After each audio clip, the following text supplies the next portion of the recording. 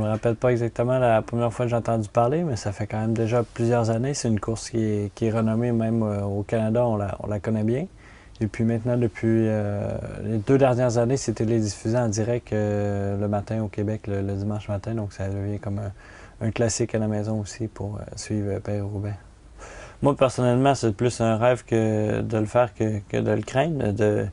J'ai un peu le désir de voir c'est quoi et je sais que ça va être très difficile et que c'est une course qui est typiquement très très dure, mais en même temps, c'est plus comme un défi qu'une peur pour moi, en fait. Ma base de comparaison, c'était la Belgique, les Flandres et tout ça. Et effectivement, le pavé est beaucoup plus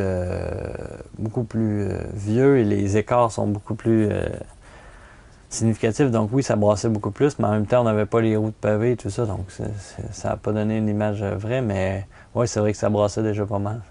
Personnellement, c'est sûr, ça serait de finir la course. Déjà, ça serait bien pour moi d'aller chercher l'expérience, de passer au travers.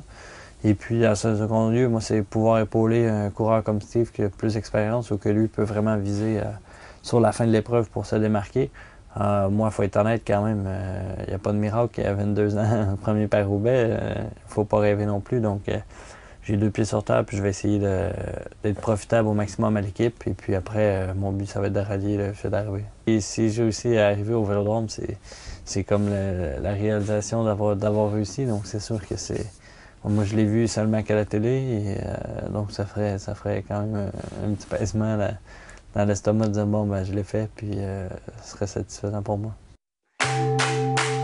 AG2R La Mondiale, le contraire de seul au monde.